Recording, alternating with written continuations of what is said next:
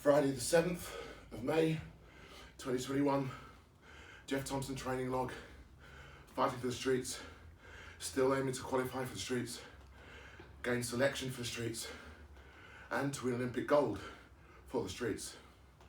Yesterday was supposed to be Super Thursday for all things political, in the interests of parties of opposing colours. What I'm wanting to bring to everyone's attention, now that we have mayors re-elected in the main, infamous wins, taking down a red wall by a blue onslaught ongoing, and police crime commissioners throughout the country. Where there's a political will, there is a way. And what will have seen the UK sports strategy present a 10-year games, world events, international sporting events bidded for in this country to create social, cultural and economic capital.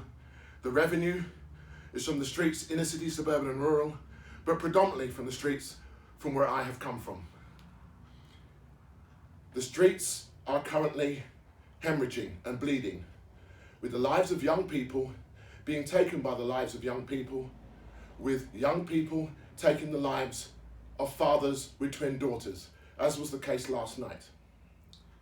It cannot be right, it cannot be just, it cannot be fair in a society of haves against the society that have nots, that we continue to see this crime on the streets continually perpetrated by those who claim to represent the streets in the Sport for Development and Peace movement, alliance, or whatever they wish to call themselves.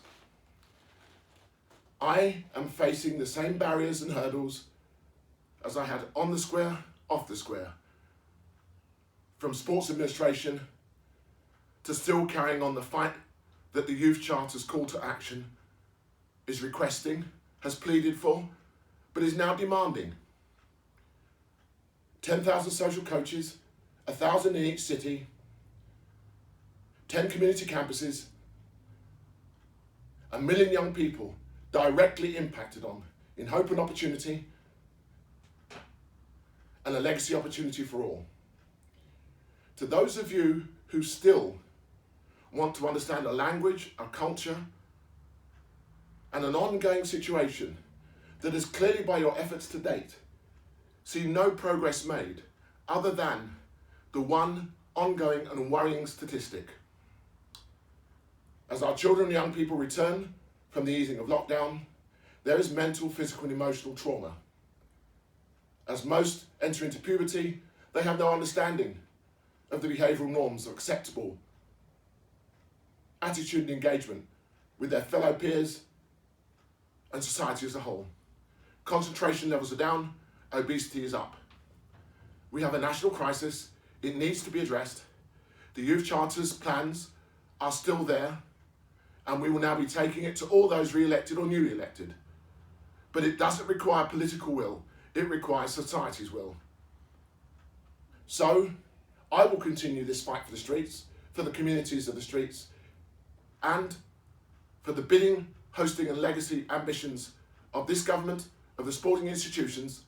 Let's not make pledges and promises, because we have our own George Floyd moment currently being played out in the courts of a former professional footballer who a police officer chose to use his head as a football. It's not acceptable, it's not right, and Dalian Atkinson will get justice, because that justice is for all of the injustices of the past in this present moment in time. Activism and the truth is not a crime and not an offence. Let's have the uncomfortable discussion. Let's get to the streets, for the streets, engage, equip and empower the streets, and give hope and opportunity to them, their families, their community and society as a whole. Keeping it real, keeping it relevant. Usha!